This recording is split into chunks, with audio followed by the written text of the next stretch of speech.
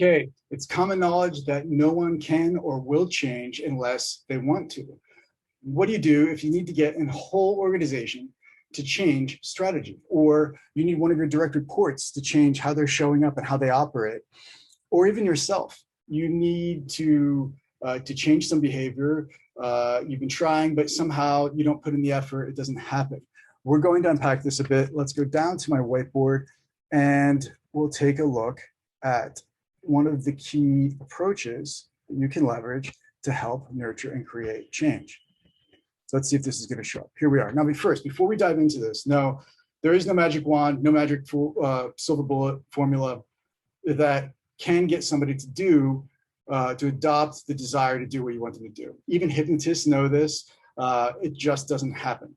So let's just start there. There's a process and there's a formula that can help you get there. And one of the ones that we looked at around change management was called ADKAR. ADKAR stands for the awareness that change needs to happen and what specifically has to change: mindsets, practices, systems, the desire to change, the desire to put in that effort, the knowledge about what needs to be done differently and how you might affect that change successfully, ability, developing the ability, but through trial and error, to build those new muscles that are required to create that change, and lastly, the reinforcement to reinforce that change. And what we talked about previously was that many leaders focus on the awareness and the desire to change.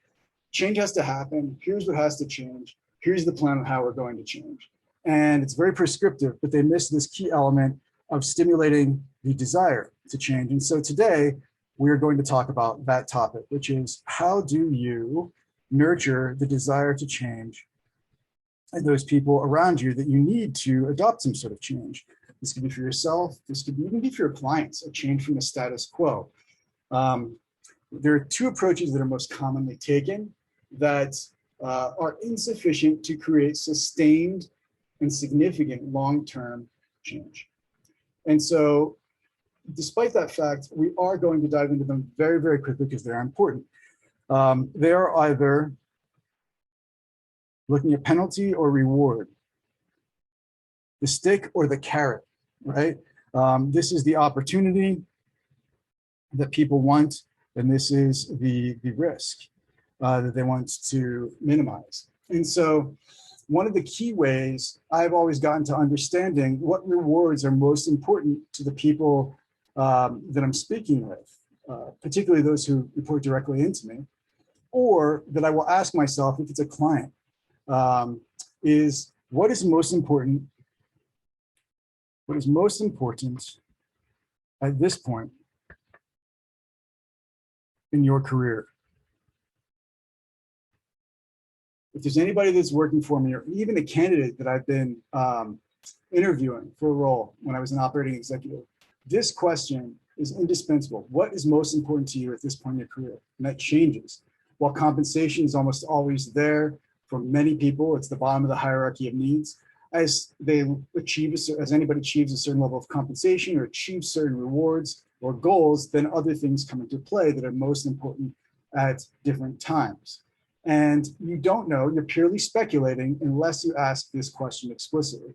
Now, if you're trying to get some sort of change to happen with your clients, you can think about, well, what you know from market research, what you know from conversations. You can only intuit or guess or speculate at times, but you can still get some very good idea of what is most important to somebody as you just sort of empathize and you're in their shoes. But if this is somebody who's working for you or working with you, just having this conversation around what is most important to you now at this point in your career and your life, that is a great way to understand the rewards that people will want to work towards, to be motivated to put in the effort for this change. And of course, the penalty is the withholding of that reward or the risk that they might lose it if it's already achieved. And that gets to why focusing on reward or penalty is insufficient for significant and sustained change. And the reason why is this. One, if the reward is, let's say, it's too far off in the distance, it's too much work, or it seems entirely unachievable, it's unlikely to be that motivating for somebody to put in all the effort to create that change. And also, once it's achieved, once that reward is achieved, the effort, the change that was created to achieve it is not likely to be sustained. We see this often with those people that you put on performance improvement plans, where you'll say, look, I need to see immediate, significant, consistent, and sustained change. And what you see is the first two, immediate and significant change, because they're afraid of this penalty of being let go, or they want this reward of being kept on staff. And then as soon as there's this feeling that they have gotten back into the good graces of the company and the organization, they start to backslide a little bit.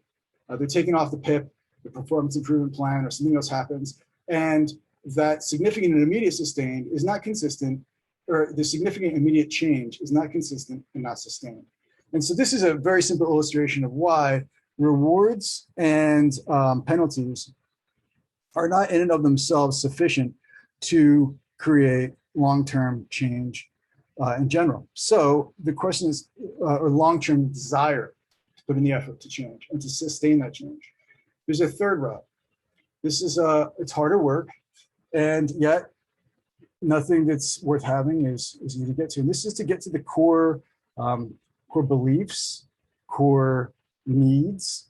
Let's say even the core drives is a better word of what makes somebody operate, right? Now, there are so many ways to get there. I mean, somebody like Tony Robbins says there's like 6 basic human needs. There are 1,000 people that can distill, give you their point of view on this core, the core thing that motivates us. The fastest, easiest, most distinct way to distill them down is to think about values and to ask this question. If this is, what is most important to you now? Which is the rewards. Sorry for the terrible handwriting. This question is, how do you want to be known or remembered?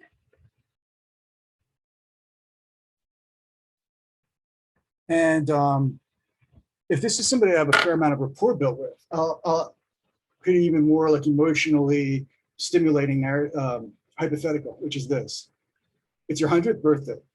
Everybody gets together that you know to celebrate your long life. And they all give speeches and they say, I am so grateful to have so-and-so in my life because they're always blank, and that has motivated me to be more blank. What do you say? What are all the things that come to mind? And then how can you distill them down into certain themes? So whatever comes up, those are your values. Mine are 3. Goodness, which is no matter how hard it is, do the right thing. Greatness, which is no matter what you're doing, do it as best as possible.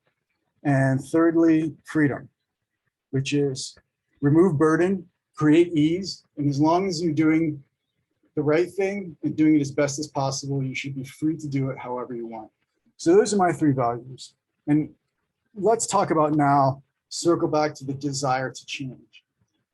If I know that change has to happen, I want to become more fit. I need to develop this habit and change this behavior. And I even know, because I've read books, or my mentor has shared with me, my coach and I through our work have come up with strategies by which I can create that change. That's the knowledge. Then why am I not changing? And oftentimes it's because my desire to put in the work to do the change isn't there. And so I'll stop and I'll go back to these 3 values and I'll have a talk with myself. And I'll realize I didn't have the talk with myself at the beginning, which is, look, if doing the right thing or being as best as possible as you can possibly be is truly important to you, you must make this change. In fact, if you don't, it's really hard to say that those 2 or 3 values that you have are really truly your values. And so once I have that conversation with myself, and I'll have it clearly longer, it's not just sort of, hey, you're letting yourself down, but it's a discussion around, look, these things that you have to do will, they align with your desire to be known this way and to be this kind of person. You explore that a little bit more. That lights my fire and creates the motivation to put in the effort for me and for others to execute on that knowledge and to develop that ability to change. So to wrap this up, there's another piece of this, which we're going to get to in another video, but this is an incredible starting point for you to leverage. And so there are 3 actions for you to take. 1, ask yourself, what is most important to me at this point in my career or at this point in my life? 2, how is it that I want to be known and remembered by my colleagues, by my coworkers, by people who report into me, by my family, etc. Try to distill that down into 3 very succinct values. The 3rd question to ask yourself is, what's keeping me from having this conversation with those around me that are most important to my success and to the success of my business, who report into me, etc. What's keeping me from having this conversation with them? There are a lot of answers to that question. And so what comes up for you is going to be important. And then once you know that answer, then find out how you remove that thing that is keeping you from that conversation and dive into it further. Now, last point, this is crucial. How do you get an entire organization to want to have the desire to change when they're all going to have different values, things that are different ways that they want to be known? The answer is equally part straightforward and more challenging than you might want to hear. It's this: those corporate values you have up on your wall that you put in your employee handbook, they need to be more than just on the wall and in your employee handbook. They need to be lived out. Very real active values. But further, you need to vet the people coming into the organization, the candidates, as you're recruiting, to understand whether they truly hold those values as well. And so you need to have questions that suss out whether these company values are actually held and espoused by those people that you're talking to and thinking about joining. You need to have the discipline to walk away from a candidate if they're excellent and they can do the job, but the ways that they're going to do it, the how, the values that they have are not aligned with their company values. You need to have that discipline to walk away. And the reason why is, if you bring people into the organization who are naturally cut from their cloth, whose values are aligned with their company values, that problem we just talked about, which is, well, how do you get a whole organization to change if their values are all different? It doesn't exist. You all have the same values. One of the best values of any company that I ever worked for was, we're energized by challenge and change. And the CEO was genius for putting this into place, because he knew that inevitably challenge was going to happen, and inevitably you had to change to be agile and respond to what was going on in the market and to be the best you could be. And so whenever a change in direction was necessary, or some change that was going to be challenging was coming to bear, he could just say, look, this is one of our values, and point to the values that hopefully the entire company held and maintained. So that last piece of this discussion is crucial to create the organizational change, rather than just a change of a direct report, changing yourself or with a client of some sort.